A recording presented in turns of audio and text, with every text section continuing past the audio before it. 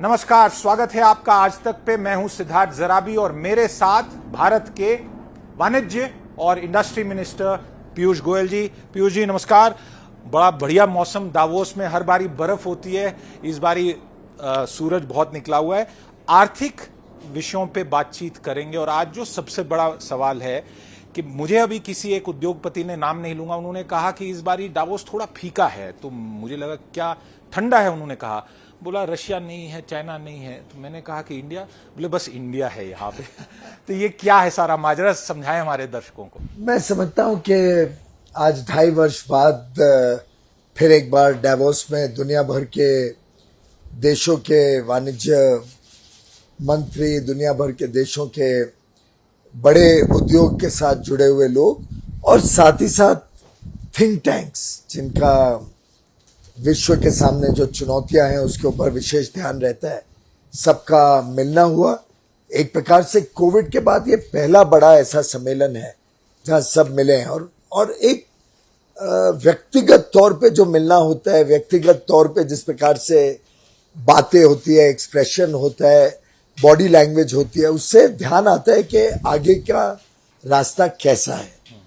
और मैं समझता हूं कि इस बार डावोस में लगभग भारत का वर्चस्व चारों ओर देखने को मिल रहा है।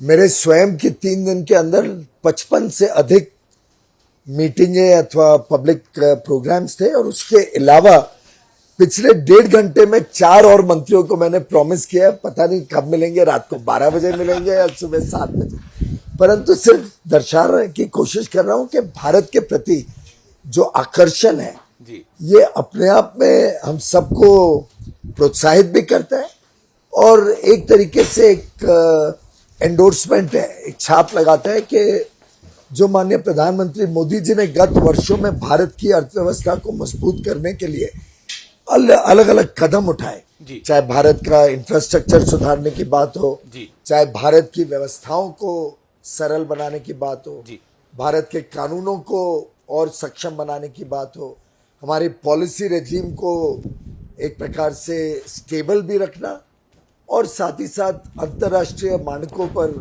खरे उतरना, इन सब का अब दिखने को आ रहा है कि लोगों में विश्वास जगा है, भारत के प्रति व्यापार करने की इच्छा और जागृत होते जा रही है।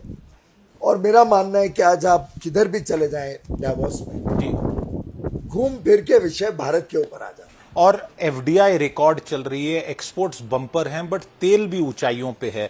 इस सब चर्चा में से जो तेल जगत में हो रहा है क्रूड ऑयल को लेके, इसको लेके आपको लगता है कोई संकेत मिलेंगे कि कहीं ना कहीं हमारी जैसी कंट्रीज की जो जरूरतें हैं उस पे दूसरे ऑयल प्रोड्यूसिंग कंट्रीज फोकस करेंगे? मैं समझता हूं प्रधानमंत्री जी ने हाल ही में परसों जो निर्णय लिया जिसमें पेट्रोल और डीजल की कीमतों को कम किया, वो अपने आप में बहुत सराहनीय था। हम उम्मीद कर रहे हैं कि बाकी राज्य भी अभी जिन्होंने पिछली बार भी कम नहीं किया था वो भी कम करें, जिससे वास्तव में हमारे उपभोक्ताओं को राहत मिले। साथ ही साथ कच्चा माल भारत से विदेश जाए जी, और हमारे जो बड़े मैन्युफैक्चरिंग सेक्टर की स्ट्रेंथ है और जो एमएसएमई सेक्टर हैं, जो इंजीनियरिंग एक्सपोर्टर्स हैं, उन सबको सामान महंगा मिले, उसको संतुलन लाने के लिए हमने और विशेष कुछ कदम उठाए हैं। Plastic industry, engineering goods, auto components, automobile, textile, इन सबको लाभ मिलेगा, जिससे निर्यात भी बढ़ते रहेगा, जिससे भारत में बहुत बड़ी संख्या में रोजगार के अवसर प्रदान होंगे। और साथ ही साथ प्रधानमंत्री जी का बहुत पक्का इरादा है कि भारत को अब ग्रोथ पाथ पे बढ़त करते रहना है जी। देश आगे बढ़े तो उसमें सभी को लाभ होता है और उसके लिए ब्याज के दर कम हो, महंगाई कम हो, हमारी विदेशी मुद्रा अच्छी रहे, इन सब चीज़ों के ऊपर पूरी निगरानी रखी गई है।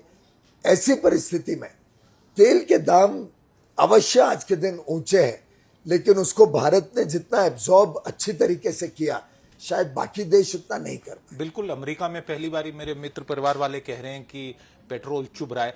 आपने जो बात की तो एक रुपये के बारे में भी आपसे समझें। कई भारतीय ये कह रहे हैं कि रुपये की जो लगातार एक बदलाव हो रहा है उसकी एक्सचेंज रेट में डॉलर के बनिस्बत, इससे नुकसान और फायदा क्या पीयूष जी?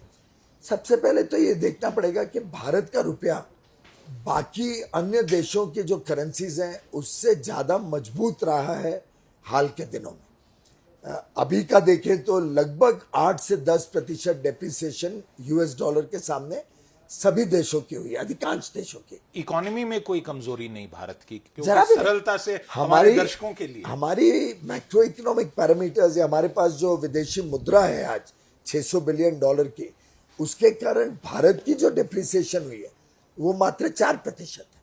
तो एक तरीके से बाकी करेंसीज के सामने तो हम अप्रिशिएट किए रादर देन डेप्रिशिएट। जहां तक ओवरऑल पर्सपेक्टिव की बात है, मैं समझता हूं कि बहुत ज़्यादा रुपया कमज़ोर हो उसके लिए हम में से कोई भी नहीं चाहते हैं कि भारत का रुपया मजबूत रहे।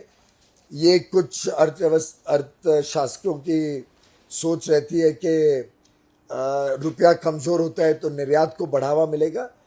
मैं उस स्कूल ऑफ थॉट का नहीं हूँ। मेरा मानना है कि रुपए को मजबूत रखना चाहिए, परंतु सरकार की स्टेटेड पॉलिसी है और हमारा रिजर्व बैंक, फेडरल बैंक भी दखल अंदाज नहीं करता है। जो मार्केट फोर्सेस के हिसाब से रुपए की ट्रेजेक्ट्री है जी, उसके हिसाब से उसको चलने देता है।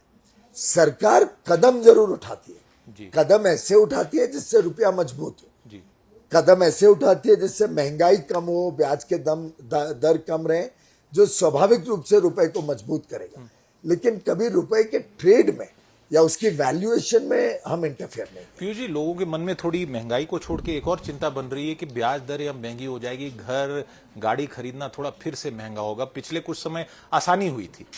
स्वाभाविक है कि जब महंगाई मंडरा रही होती है तो ब्याज के दर बढ़ते हैं, नहीं तो एक रिस्क ये रहता है कि भारत की विदेशी मुद्रा बाहर जा सकती है, फॉरेन आउटफ्लो ऑफ कैपिटल का डर रहता है। लेकिन मैं समझता हूँ कि अब देखें तो लगभग हमारा करेंसी काफ़ी स्टेबल रही है। आप अगर पिछले 8 वर्षों का देखें तो मेरे ख्याल से ये शायद पहले 8 वर्ष होंगे या पहला दशक होगा ऐसा जिसमें लगभग रुपया स्टेबल रहा है, बहुत कम डिप्रिशिएट हुआ है। सालाना CAGR देखें तो 2% से भी कम है भारत की डेप्रिसिएशन, भारत के रुपए की। तो एक अच्छा मैक्रो इकोनॉमिक क्लाइमेट है देश में, अच्छी नीतियां हैं देश में। भारत एक विशाल देश है जिसमें डिमांड है, लोगों को बड़ा उपभोक्ता का बेस मिलता है। साथ ही साथ हमारा टैलेंट पूल बहुत अच्छा है। कई कंपनियों से आज बात हो रही थी, कुछ विदेशी बैंक, विदेशी IT और सॉफ्टवेयर कंपनीज, लगभग सबके जो एक्सपेंशन प्लान्स हैं भारत में वो बहुत ही ज़्यादा आत्मविश्वास भी बढ़ाते हैं और संतोष देते हैं कि भारत में और बड़े रूप में विदेशी इन्वेस्टमेंट भी आएगा और निवेश भी आएगा और साथ ही साथ नए रोजगार के साधन भी पैदा होंगे। आज एक बड़े बैंक के CEO को मैंने ये भी पूछा कि आप इतने बड़े पैमाने पे लोगों को हायर कर रहे हो, बता रहे थे मैं 15,000 भारत में लोगों को हर वर्ष हायर करूंगा अगले। विदेशी बैंक है, विदेशी बैंक भारत में 15,000 नए लोगों को नौकरी अगले 5 साल हर वर्ष देगा। आज डेलॉयट के ग्लोबल बॉस जो भारतीय मूल के हैं, पुनीत रंजन जी, आप जानते होंगे, उन्होंने भी कहा कि कई हजार लोगों को हम इस बार रिक्रूट। और मैंने एक प्रश्न पूछा कि आपको कैसा लगता है हमारा टैलेंट, कैसा है बाकी देशों के निस्बत, क्या मापदंड पे आप देखते हैं? He said fantastic. तो उसके मुंह से स्पॉन्टेनियसली ये शब्द निकला, fantastic, they are the best. तो बड़ा संतोष भी हुआ, बड़ा आनंद भी आया कि हमारे भारत के नौजवान युवा युवती हम सबके लिए कितना गर्व की बात है ये। बिल्कुल पीयूष जी, यहाँ हवा चल रही है दावोस में जोरदार, और भारत की भी एक लहर और हवा यहाँ पे देखने को मिल रही है। आप काफी समय से यहाँ पे हैं और लगातार मुझे लगता है 18-20 घंटे का आपका पूरी दिन की दिनचर्या रहती होगी। आपका बहुत बहुत धन्यवाद, आपने हमें समय दिया। नमस्कार। वीडियो पसंद आया तो हमें लाइक, कमेंट, शेयर और सब्सक्राइब जरूर करें।